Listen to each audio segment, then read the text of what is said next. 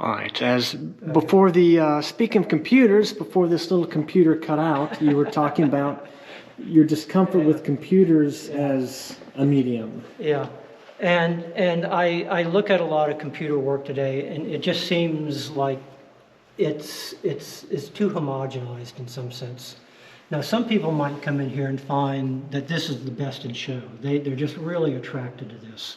It has all the qualities, the kind of the slickness that you find in anime, but for me, I always find it just a little bit on the cool side, as opposed to, something like this, which just really, it's like a symphony of mark making that All by hand. yeah. Yeah, I have the same problem. It's hard for me to reconcile drawing something and then you scan it and then you tweak it more in the computer. Yeah. Just out of my mindset. I give the best credit I can, but and again, I find this one quite compelling as well. It's kind of fun. It's humorous. It's a really nicely painted surface in terms of the brushwork. And it's just fun. It's just a kind of a delightful little painting that... Speaking of fauves or faves and pointillism. But obviously, a lot of these students have very technically proficient skills. I mean, you can't fault them for some of what they're generating. This painting is kind of an interesting little composition, and you look at all of this rendering, which if you didn't stop and just pay it a little more attention, you might just pass right by it.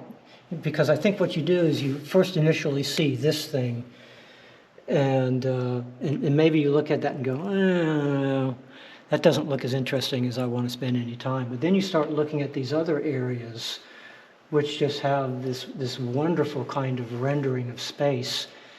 And all of a sudden, it's like, if they had just maybe, taken this area of space, which is maybe half of the composition, just a little step further to kind of match up the beautiful rendering of space, even though it's kind of that very medieval flat space. But we could just spend all day just meandering through this space. And if the same kind of approach had been taken in this other area, perhaps it would have, risen up to a bit more of a height. And that's a letter K, historiated letter K. Yeah. And yet at the bottom, that's a quotation from Japanese. Japanese, who's that artist? I forget. I should remember him, but I don't. Yeah, that's see that illustrated a lot. Now compare that drawing of, I don't know, is the lemur? Lemur, with the drawing here, and even though the mark making is particularly expressive, and it really conveys the owlness of the form.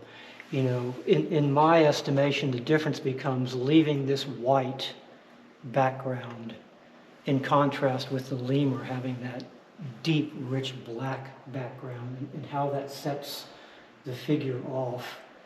That this, again, for me, is sort of like the K over there. It just doesn't add much to the composition, whereas the black just, gives the figure so much prominence.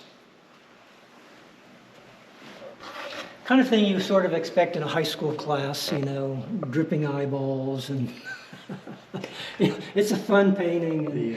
I can just maybe see the high school teacher kind of cringing a little bit. But it's expression. Yeah, and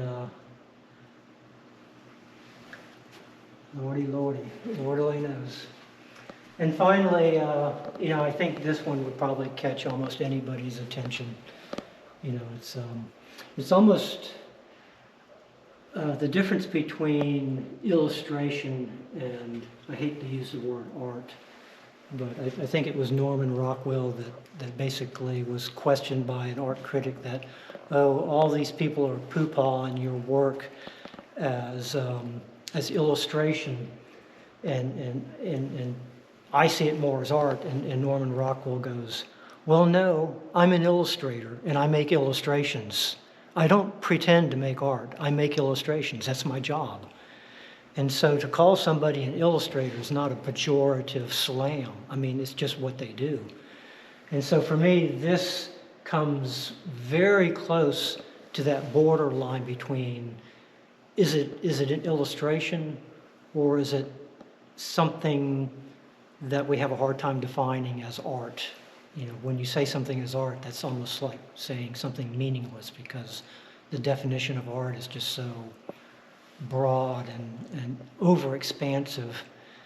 And a lot of people would say my saying that this is maybe more of an illustration would say that shows you what a fuddy-duddy you are, and that you were born and raised in a different era and you haven't caught up with the times, and that there should be no distinctions between what an image is. You know, you shouldn't pigeonhole it. And maybe that's true. You know, the idea that pigeonholing an image is maybe not the best practice. And perhaps that's something I need to work on as I age into my senior years.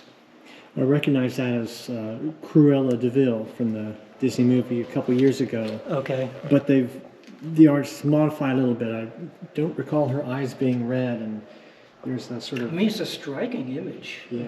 There's no doubt that it's a striking image. But it's not the pure quotation. Yeah. No, I think if they were to do that again, let's say they go to a 4-year art school, and maybe by the time they're a junior in college, you would say, okay, redo this, and how would you do it differently? That would be an interesting exercise to see how they would look at what they're doing in terms of, for example, how this hair is painted, and how the darker side is painted. And would they do that the same way, or would they find a different way?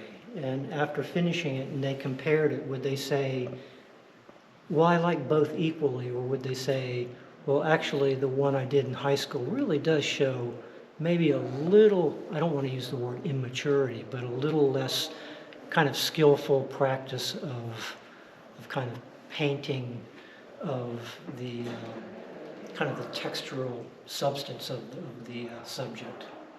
Well, we all have our levels of experience and age, and some of us even change in our some of us later go years. Downhill from high school, you know. So, to encapsulate everything, what are your thoughts of the whole show? How many works are here? I think there's over 100, 120. It is a popular show, and we've got, 7 schools in Ross County? Public schools? You'd have to ask downstairs if all the schools, I know that there's a couple schools that have greater representation, so more students submitted work. And some schools, I think, just maybe have a handful of works. But I'm not sure if all the schools are represented. Depends on the art department and the art teacher. You know, one interesting piece is the bear. I don't know, we were sort of passed by that in the corner. It's a wood carving. Yeah. And that's, you know, kind of an ambitious piece.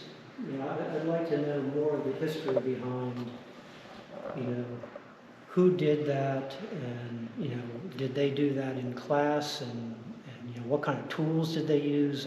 I can just imagine a high school art teacher when a student shows up with a chainsaw. You know, that's different. Oh my goodness. So in summary, what would you say about the show here? Well, I hope that all the parents will take the effort to come out and see what their sons or daughters are capable of doing. And I think You know, I haven't looked at these shows on a regular basis, so, you know, if I had come here every year for the last 30 years for these high school shows, I would maybe say, well, this is the best show I've ever seen, or I might say, well, the one a couple years ago, they just seemed to have had a group of students that just really were exceptional. So I don't have a benchmark to gauge whether the sum of the show was greater than what it's been in the past, but clearly there are a lot of works that stand out prominently, and you wouldn't think twice about seeing some of these works in a professional gallery. Clearly there are some works that are showing a student not fully developed in terms of understanding the largeness of the artistic practice.